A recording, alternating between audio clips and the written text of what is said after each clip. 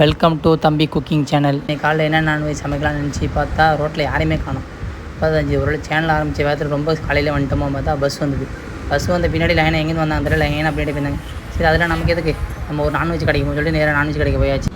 அண்ணா ஒரு காடனை மேலங்கிலும் பார்த்தாரு, பில்லு போட்டு கொடுத்துட்டாரு.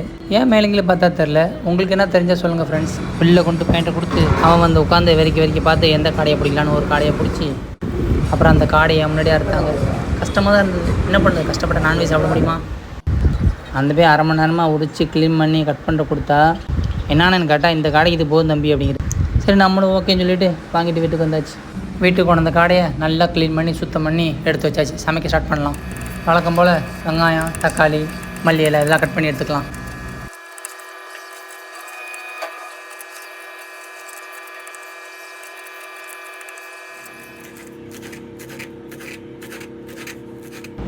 எல்லாம் கட் பண்ணி முடிச்சாச்சு. கேஸ் ஆன் பண்ணிடலாம். கேஸ் ஆன் பண்ணி கடாயை வச்சிடலாம். கடாயை வச்சுட்டு நல்லெண்ணெய் நம்ம வழக்கம் போல் இந்த வாட்டி 2 டீஸ்பூன், காடை நல்லா வேகணுனால 2 டீஸ்பூன் போட்டு நல்லா எண்ணெய் காஞ்சதுக்கப்புறம் வெங்காயம் போட்டுடலாம். வெங்காயம் போட்டு முடிச்சுட்டு நல்லா வதக்கி எல்லோ ஷேட் ஆனதுக்கப்புறம் தக்காளி போட்டுடலாம். தக்காளி போட்டு நல்லா பச்சை வாசம் பிறகு நல்லா வதக்கலாம். வதக்கி முடிச்சு இஞ்சி பூண்டு பேஸ்ட் பண்ணி போட்டுடலாம். இஞ்சி பூண்டு பேஸ்ட் போட்டு நல்ல தக்காளி வெங்காயம் மிக்ஸ் ஆகட்டும். 1/2 டீஸ்பூன் மிளகுத்தூள் போட்டுடலாம். 2 டீஸ்பூன் மட்டன் மசாலா போட்டுடலாம். போட்டு நல்லா மிக்ஸ் பண்ணிக்கலாம். மிக்ஸ் பண்ணிவிட்டு நம்ம தேவையான அளவுக்கு தண்ணி ஊற்றிக்கலாம்.